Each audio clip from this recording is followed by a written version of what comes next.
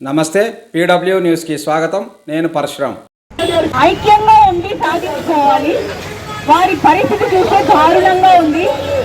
వివిధ సంఘాల వాళ్ళు అందరూ ఎక్కడైనా కూడా హిందూ సంఘాల వాళ్ళు వివిధ ప్రాంతాల వాళ్ళందరూ ఐక్యమై వాళ్ళని మద్దతు తెలపాలని కోరుకుంటున్నాము. అదే భాగంగానే ఈరోజు తాడిపత్రి పట్టణంలో శ్రీరామ్ భక్త మండలి ఆధ్వర్యంలో ఈ ర్యాలీ నిర్వహించడం జరిగిందండి. కేవలం ఈ ర్యాలీ నిర్వహించి ఏదో మనము పేపర్స్లోనూ వీడియోస్లోనూ పోస్ట్ చేసుకుంటే సరిపోదు. ఐక్యత అనేది ఉందేమో మనమే చెక్ చేసుకోండి ఒకసారి. ఎంతమంది హిందూస్ ఉన్నారు తాడిపత్రిలో, ఎంతమంది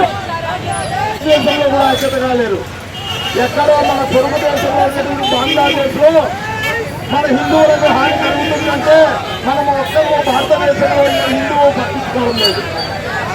ఇంతకుముందు పహల్గామ్లో మన భారతదేశంలోకి పాకిస్తాన్ ఉగ్రవాదులు వచ్చి మన బాగా గమనించండి. ఓ హిందూ ఇప్పటికైనా మేలుకోండి.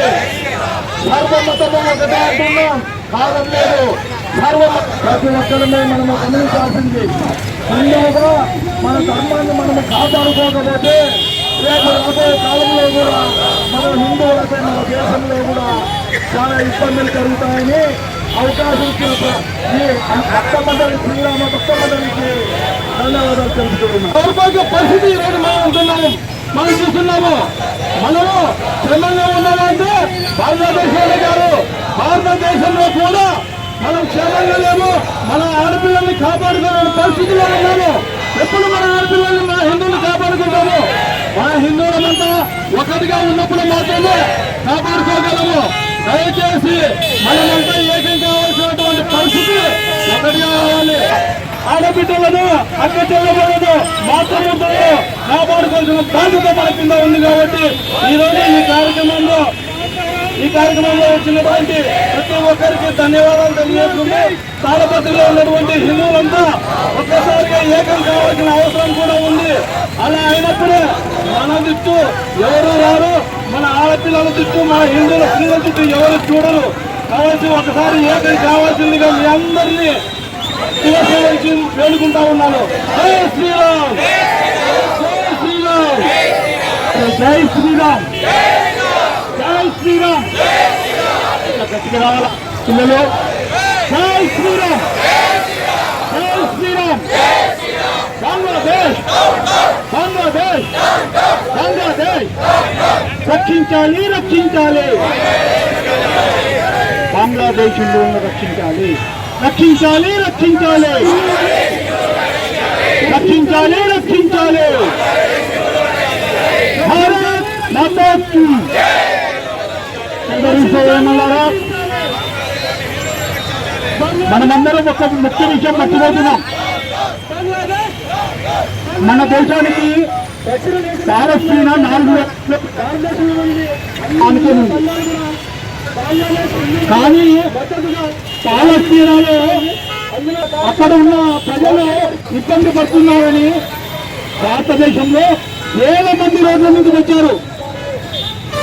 కొన్ని సిటీలలో లక్షలాది మంది వచ్చారు.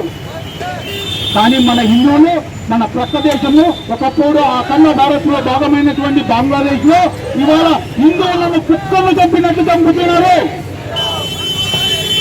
పీపుల్ చంద్రదాస్ అనే వ్యక్తిని ఏమీ తప్పు చేయకుండా ఒక కార్మికుడిని బయటికి పిలిచేబట్టి ఒక మూక, జిహాదీ మూక, ముస్లిం తీవ్రవాద మూక బాడీ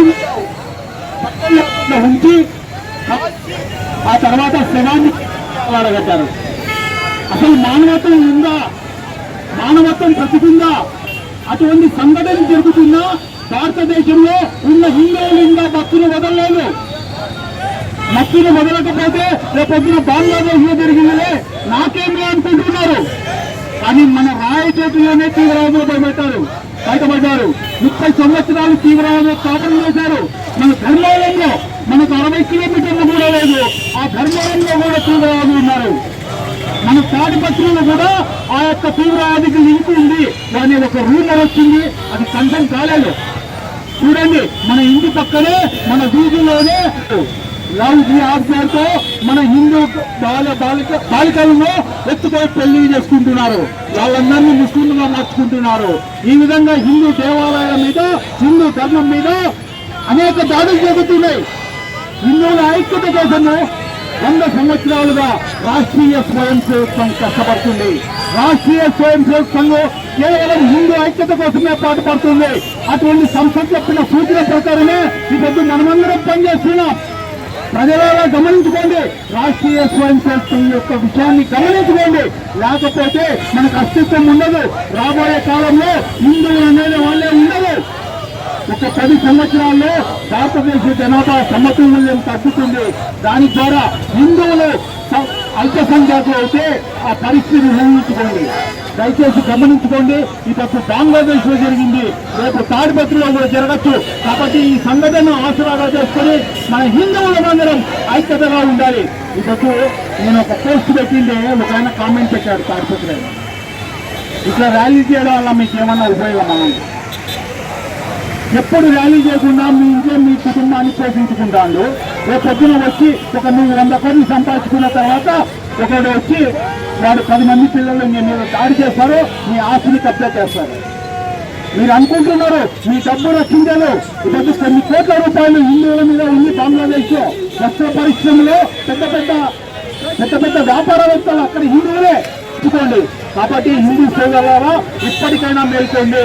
నేను చెప్పే కార్యక్రమాలతో ప్రతి ఒక్కరూ హిందువు పాల్గొనవలసిందిగా కోరుతున్నా.